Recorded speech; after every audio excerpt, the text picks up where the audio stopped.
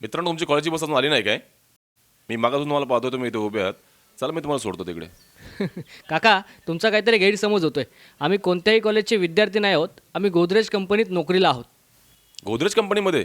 आणि तेही इतक्या कमी वयात? मग तुमचं शिक्षण तरी नक्की कुठे झालेलं आहे? काका, आम्ही KTSP मंडळाच्या BL पाटील तंत्रनिकेतनमधून इंजिनिअरिंग डिप्लोमा केला आहे. आणि तुम्हाला सांगतो, आज आम्ही जे काय आहोत ना, ते फक्त आमच्या कॉलेजमुळे आहोत.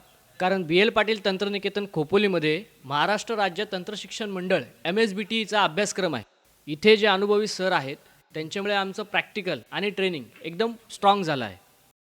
खरं सांगायचं मित्रांनो, तुम्ही मला योग्य वेळेत भेटलात. माझा मुलगा सुद्धा आता 10वी पास आउट झालेला आहे. आणि गेली 2-4 दिवस म्हटलं मी कोणत्या कॉलेजमध्ये ॲडमिशन घ्यायचं ना, या विचाराने मी त्रस्त झालो होतो. तुम्ही मला ना एक योग्य दिशा दाखवलीत. काका, BL पाटील तंत्रनिकेतन म्हणजे पूर्वीचे खोपोली तंत्रनिकेतन.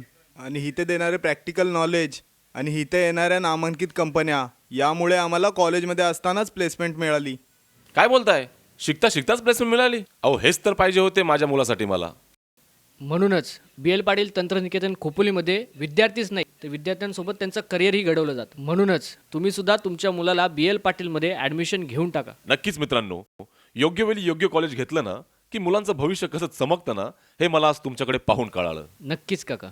तर मी उद्याच जातो आणि BL पाटील तंत्रनिकेतन कॉलेजला नक्कीच भेट देतो. प्रगतीची नवी दिशा, BL पाटील तंत्रनिकेतन यांचा ध्यास आणि निष्ठा